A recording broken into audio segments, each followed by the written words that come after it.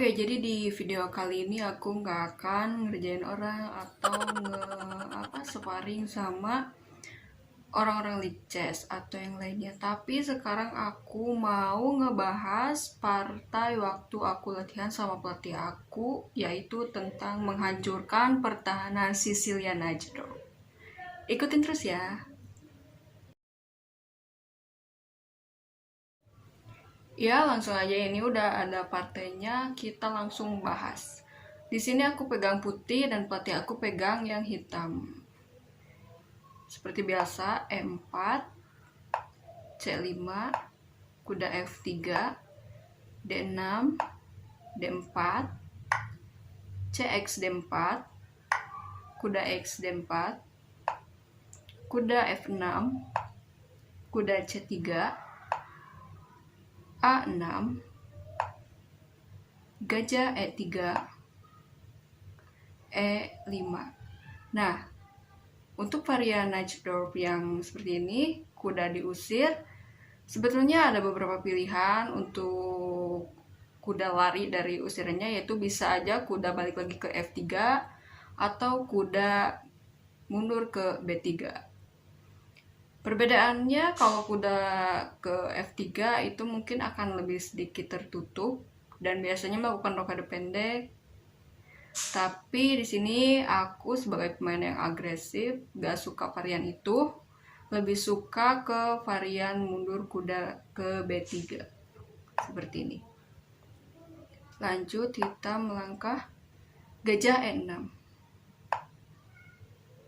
Ya, aku langkah menteri D2 karena untuk mempersiapkan diri melakukan rokade panjang. Di sini aku bakal main sangat agresif karena aku kurang suka permainan yang tertutup. Sebetulnya itu tergantung selera juga, tapi di sini aku lebih senang permainan agresif. Ya, gajah E7. Hitam juga harus mengembangkan perwiranya untuk melakukan pertahanan sekaligus penyerangan. Lanjut, F3. Di sini pion F3 itu wajib jika akan melakukan rokade panjang, supaya lebih kokoh untuk menyerang melakukan gempuran-gempuran pion di sayap raja. Karena Sicilia itu sudah ada bagiannya, menurut pelatih saya seperti itu yang saya tangkap.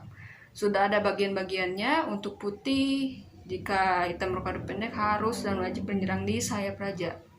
Dan bagian hitam itu ya menggempur sayap menteri putih, karena raja putih ada di situ. Rokade pendek, saya rokade panjang, kuda ke D7. Di sini saya langsung melakukan gempuran dengan G4. Karena bagaimanapun harus cepat-cepat melakukan sebuah serangan agar tidak terdahului dan tidak terbawa arus permainan lawan.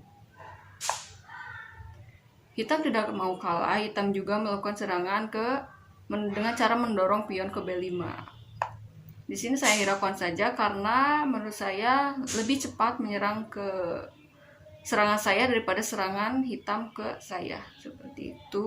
Hitam masih memiliki beberapa tempo dengan saya sudah mengancam. Hitam juga mengancam kuda saya seperti itu. Dan jawaban saya adalah kudanya tentu saja mundur. Tidak akan memberikan kuda secara cuma-cuma seperti itu. Lalu kuda hitam jalan ke H5. Di posisi seperti ini, menurut pembahasan sebelumnya bersama pelatih saya, itu sebetulnya ada beberapa langkah variasi yang bisa dimainkan.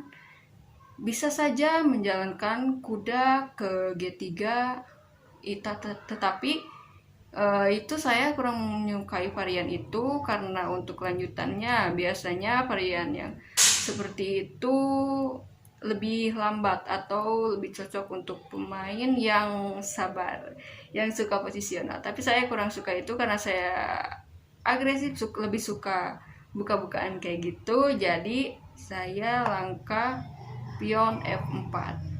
Ini cukup agresif langkah ini karena langsung menghancurkan. Ini memaksa hitam untuk memakan. Jika tidak dimakan, maka saya akan mendorongnya lebih tajam lagi untuk mengancam gajah putih. Di sini hitam dipaksa untuk makan, lalu saya makan kembali pakai kuda. dan memang dipaksa untuk melakukan pertukaran. Di sini saya sudah melihat beberapa celah-celah untuk menyerang, celah-celah kemenangan. Nah, setelah itu hitam melakukan langkah kuda ke E5. Dan saya terus menggempur menggunakan pion ke A4. Hitam melakukan langkah A5 karena dia juga harus menyerang sayap raja saya. Sayap menteri saya maksudnya. Sebentar. Lalu saya cukup menggeser raja saja karena kita cukup melakukan pertahanan sedikit saja untuk menyerang. Lanjut menteri ke C7 karena dia juga akan menyiapkan serangannya. Saya menjalankan kuda ke D4 untuk membantu serangan atau menggempur sayap raja. Dia mengancam benteng saya. Di sini saya memilih untuk menutupnya menggunakan gajah. Karena sekalian mengeluarkan gajah guys untuk membantu penyerangan, dan benteng di sini double atau digeser saja untuk membantu gempuran ke sayap raja. Dia memakan gajah saya makan balik pakai menteri. Lalu dia melakukan menggeserkan bentengnya ke B8 untuk membantu penyerangan juga tentunya. Saya memakan kuda yang ada di E5 karena untuk di permainan Sisilia ini kuda itu sangat berbahaya ya, apalagi sudah di depan seperti itu harus segera dimakan, karena itu di posisi seperti ini salah satu kekuatan yang paling besar juga ada di kudanya.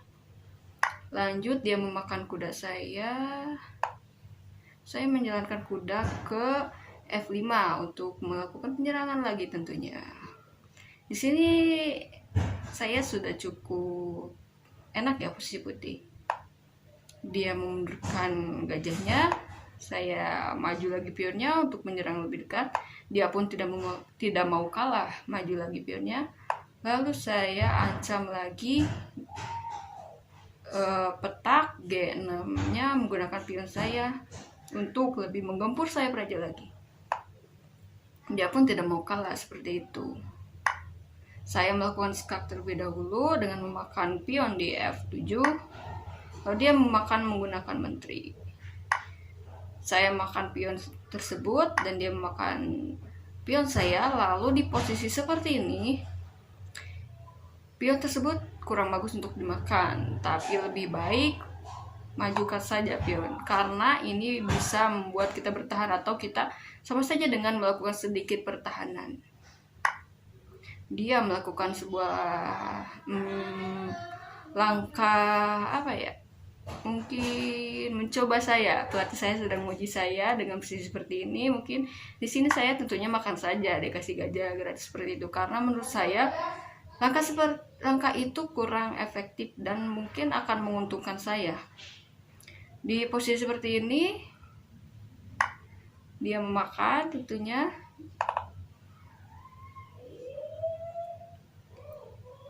Nah, sorry guys, ini suka kepencet-pencet nih.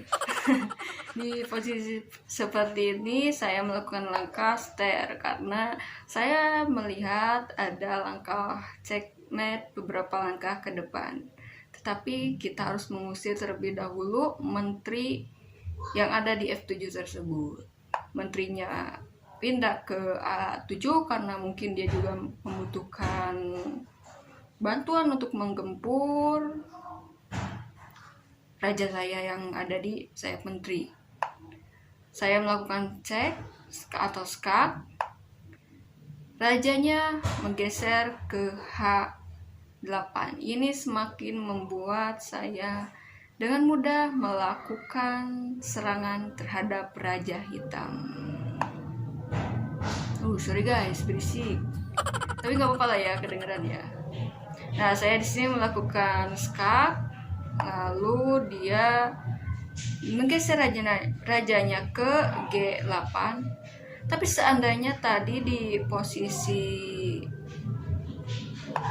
seperti ini, skak dia menggeser rajanya ke F8 pun itu cukup repot juga, jadi tidak bisa ke F8 juga, dia wajib juga untuk ke H8. Nah, skak, lalu dia menggeser rajanya ke G8, lalu saya lakukan langkah mundur kuda makan pion E5, skak, dan raja tentunya harus melangkah ke F8. Di sini saya menggempur menggunakan benteng, skak ke F1, lalu raja geser ke E8. Nah, lalu saya skak menggunakan menteri seperti itu, dan di sini hitam menyerang karena memang posisi seperti ini sudah harus menyerang. Sorry guys. Ya, jadi di posisi seperti ini memang sudah harus menyerah. Karena langkah Raja Hitam kemanapun ini tidak ada yang baik ya. Ya mungkin segitu dulu yang bisa aku bahas. Kalau ada kesalahan mohon maaf, koreksinya bisa di komentar. Ya segitu dulu video dari aku, jangan lupa di subscribe. Bye bye. Sorry ya guys, tadi berisik jadi aku gak bisa pakai videonya, aku pakai voice aja. Bye bye.